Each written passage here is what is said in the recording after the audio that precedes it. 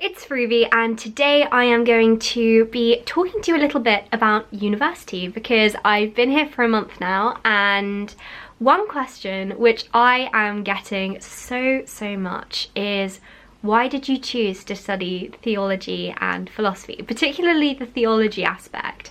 Lots of people are asking me, and I thought that I would talk to you about it in a video. That is not all I will be talking to you about today, because I'm also going to be talking about post-university and what my plans are after university. So I mean, what can I do with a theology degree, for example, and this video is very kindly and excitingly sponsored by EY. So EY is introducing a new job application, which basically aims on making the application process more fair. So EY is focusing on projecting forward, so looking towards ability and also potential. So how well can they do in this field? And that really is the basis of their new job application process. So I'm going to talk to you a little bit more about this in a bit. But for now, I'm going to chat with you a bit about theology. So I've asked if anyone's got any questions about what I'm planning on doing post-university, and I'm also going to put up another question. After I've chatted for a while, I'm going to go look to these questions for some prompts. So I'm just going to ask whether anyone's got any questions about studying theology. So let's take a selfie. In the meantime, I'm going to chat to you a little bit about theology and philosophy. Okay, so first of all, I'm going to say it because lots of people are asking me what actually is theology, and it is the study of religion. I think religious studies as a subject has got a really bad press, so people think, oh, you know, it's a really soft subject at A-level or GCSE. You only do it as a kind of last resort, not a very worthy subject, it's not very useful, and I think that that is completely wrong. If I thought that were correct, I definitely would not be studying it at university after all.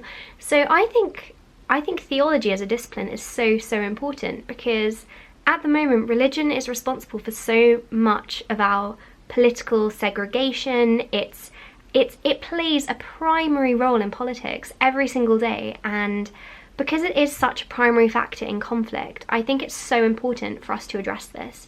It's so important for us to learn more about religion, because only through education, only through understanding, are we actually going to be able to begin to solve these problems. So that's why I wanted to study theology. I think it's so important societally that we become more aware about this. And if I'm able to learn more about it, then hopefully I'm going to be able to help other people to know more about it, and it's something which I know that I'm going to benefit greatly from. I mean, in a way, I think many humanities disciplines, some can argue, can be quite self-focused. So philosophy, I know, is often given this label. Philosophy is often given the label of it's quite a selfish subject. You know, it's benefiting you, you're becoming better at critical thinking.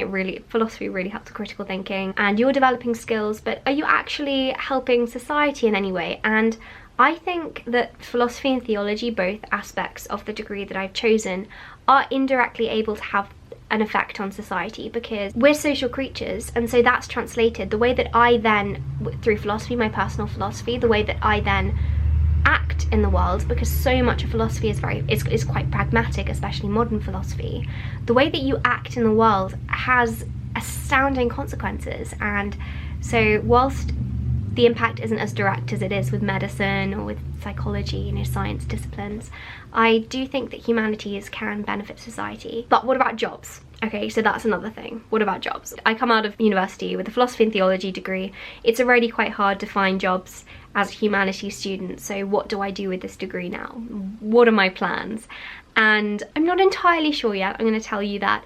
But I want to stress that I'm doing this degree for society. I'm doing it for personal kind of enlightenment, and I'm doing it for personal pleasure. So I love the subjects that I'm studying. I'm so happy doing these, and I love learning. So this is just a dream come true, being able to dedicate so much of my time to learning about and understanding these two disciplines. I'm not thinking about this subject as a facilitating degree subject with which I can then get a job. So my plan post-university is, I've got two possible plans at the moment which I'm considering after university. So I'm thinking about either going into book publishing or doing a law conversion degree and going into law. And I'm not sure yet exactly which path I'm going to follow, but with my degree, I should be able to access both of these fields, which is really great because I'd love to do both. I want to stress philosophy and theology I'm doing a lot for me, a lot because I really, really enjoy these subjects, and I think it's so important to love what we're studying. That's something I'm always talking about, and so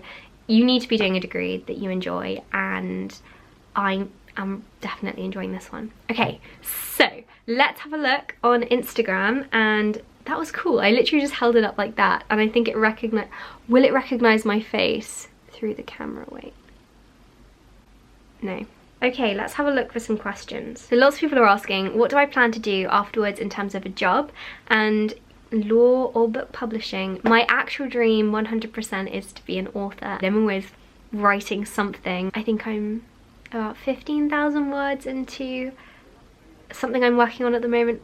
So I'm always writing something. I love to write, so that's my actual dream. But as I've said, talking about law and book publishing as potential industries. So these are just general questions about studying theology, and then I'm going to get on to job applications.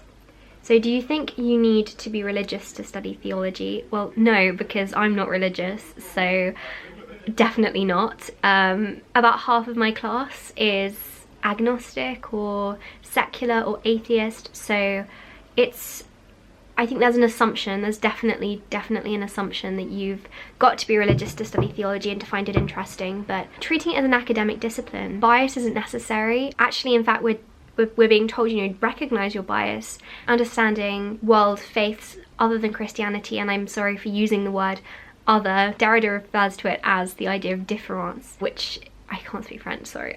He's very critical of that because we just segregate all religions as other, you know, it's not Christianity, it's an other religion, and that's really bad. So I'm sorry for saying that, but just to make that point, you know, it's actually really good to keep an open mindset, so it's being aware of it, and I think you can definitely study it if you're not religious.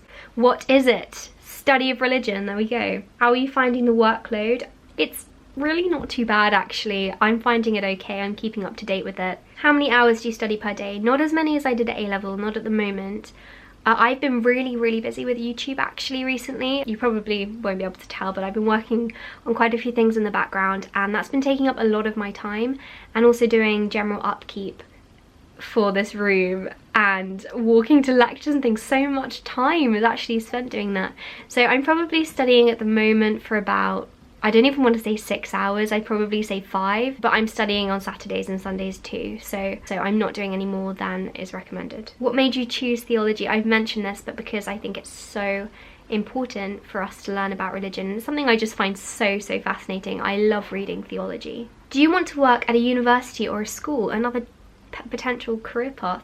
I'd love to be a teacher actually. That's something I've considered. I really like working with children. When I retire, I'd quite like to go into teaching. Now I'm going to talk to you a bit more about job applications and how I'm feeling about the job application process. Since I don't actually know exactly what I want to do yet, that's kind of part of the anxiety surrounding job applications for me, the fact that I don't know exactly what I want to do yet. But I've literally just started my degree in first year, so I don't really have to worry about it too much. I mean, I'm thinking about it and I'm worrying about it a little bit, but I'm not stressing myself out majorly yet. I definitely am feeling nervous for when the application comes. The job application process is very strenuous. I mean, there are so many hoops that you've got to jump through.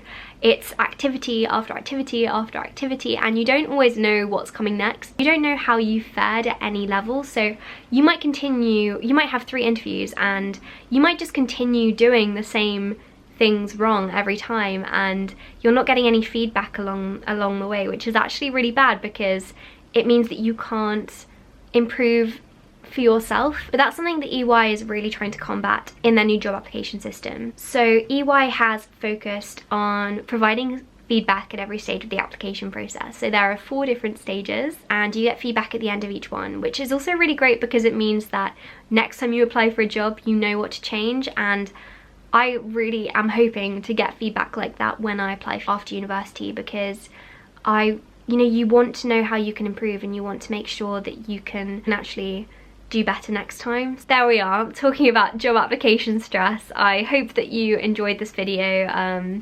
Just a nice chatty video. Lots of people have been asking for one, so I thought I'd just sit down, you know, have a talk with you. Let me know if you want me to do a university Q&A at some point too. I'd be happy to do that. So thank you so much for watching this video. I hope that you enjoyed it and have a productive week. Okay, it's Ruby from the future talking to you right now. I just wanted to say thank you again for watching this video, and also if you've had any experiences with job applications, definitely leave them in the comment section down below, because I'd love to hear your experiences, or alternately how you're feeling about job applications now. Yeah, just let me know your thoughts on application. I'd be really interested to hear. So yes, thank you again and have a productive week.